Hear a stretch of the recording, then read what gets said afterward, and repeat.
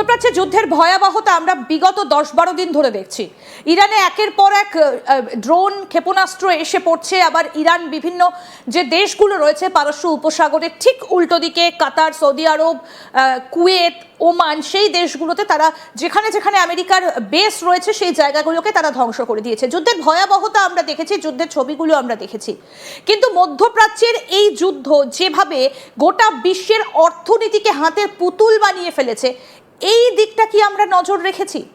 কিন্তু কেন গোটা বিশ্বের অর্থনীতি আস্তে আস্তে বিপর্যস্ত হয়ে পড়ছে এই যুদ্ধকে কেন্দ্র করে? আমরা দেখেছি যে হরমুজ প্রণালী দিয়ে তেল বেরিয়ে আসা বা তেলের যাতায়াত অলরেডি বন্ধ করে দেওয়া হচ্ছে। আবার অন্যদিকে টার্কি, তারাও কিন্তু এবার বেশ কিছু বিধিনিষেধ জারি করছে। তাহলে কি আস্তে আস্তে গোটা বিশ্বকে গ্রাস করছে এই ওয়ার ইকোনমির এই ধাক্কাটা? গোটা বিশ্ব কি সামলাতে পারবে? আবার অন্যদিকে সৌদি আরবকে বাঁচাতে যুদ্ধে যদি পাকিস্তান নেমে পড়ে তাহলে কিন্তু সর্বনাশ, কারণ সৌদি আরবের সঙ্গে পাকিস্তানের এমন একটা চুক্তি রয়েছে যে একটা দেশকে যদি কেউ আক্রমণ করে তাহলে অপর দেশ তাকে বাঁচাতে একেবারে ঝাঁপিয়ে পড়বে। তাহলে কি পরিস্থিতি সৃষ্টি হচ্ছে? আমরা এই পুরো বিষয়টা নিয়ে আলোচনা করব। আন্তর্জাতিক সম্পর্ক বিশেষজ্ঞ শুভাশিস ব্যানার্জি আমাদের সঙ্গে রয়েছেন।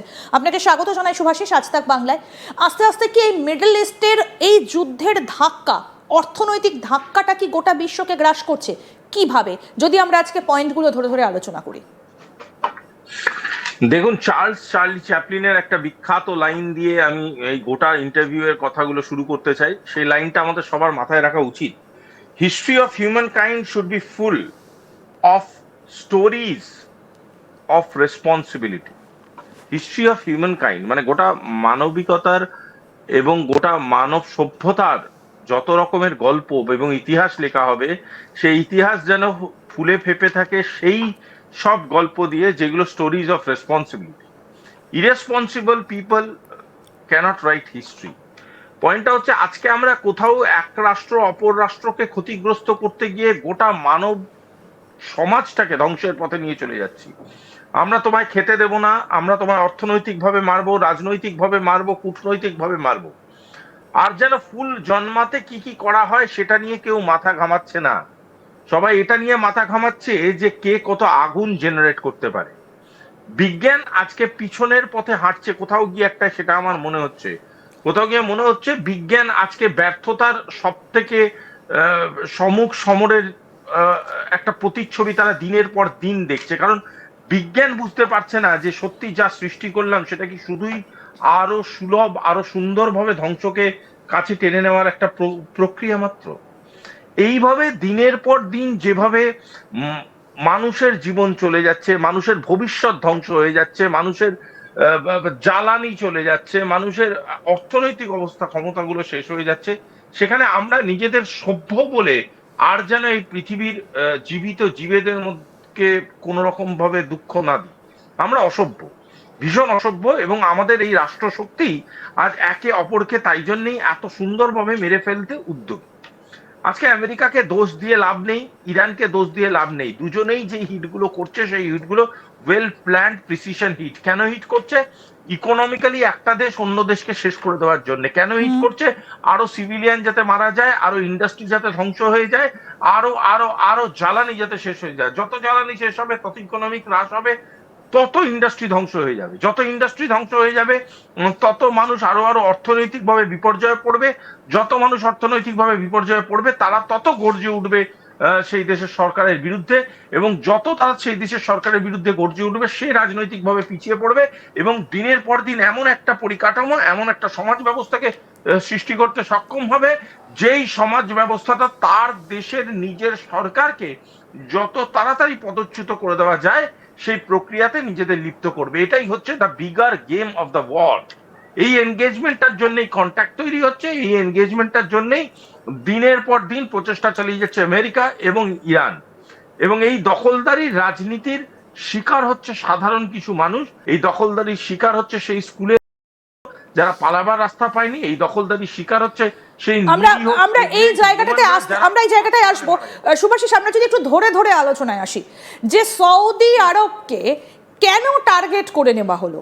বা এই যে দুবাই, দুবাই হচ্ছে একটা শান্ত জায়গা, আমরা সবাই জানি, বিভিন্ন মানুষ ছুটি কাটাতে সেখানে যান, একটা রাজনীতি মুক্ত একটা জায়গা, একটা শান্ত পরিস্থিতি, প্রচুর মানুষ সেখানে যান।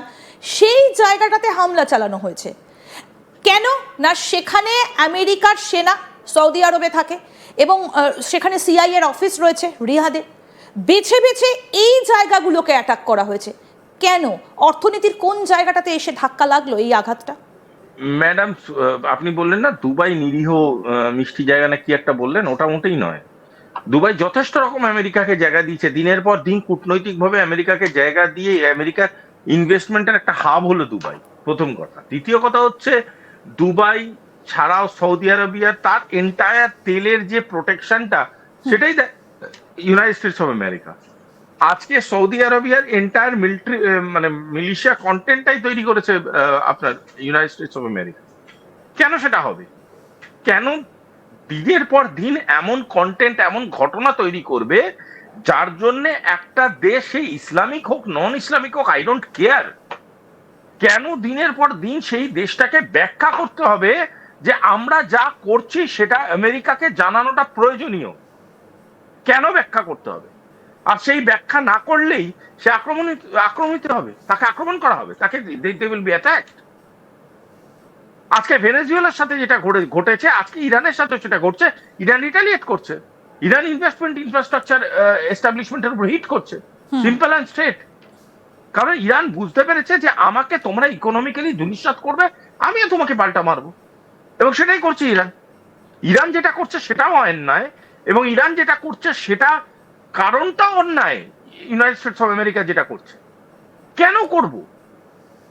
আমি ভেনেজুয়েলা অ্যাটাক করেছিল ইউএসএ, তখন আপনার সাথে সত্যি আমি বলেছিলাম যে ভেনেজুয়েলা থেকে একখানা ড্রাগ মাফিয়া ধরা পড়বে না, পড়েছে আজ অব্দি না।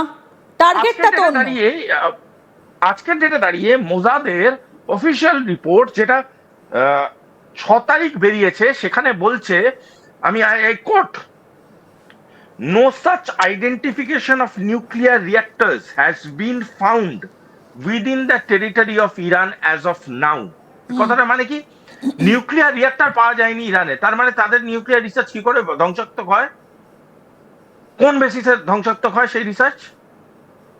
কি প্রমাণ করতে চাইছেন? মিথ্যা কথা, একটা ন্যারেটিভ তৈরি করে।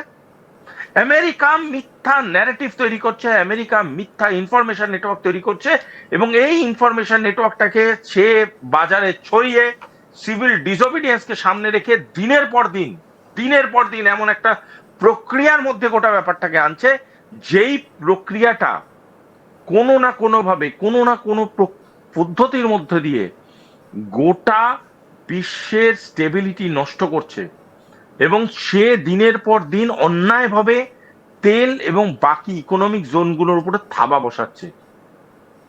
তাই এটা বিরাট বড় অন্যায়।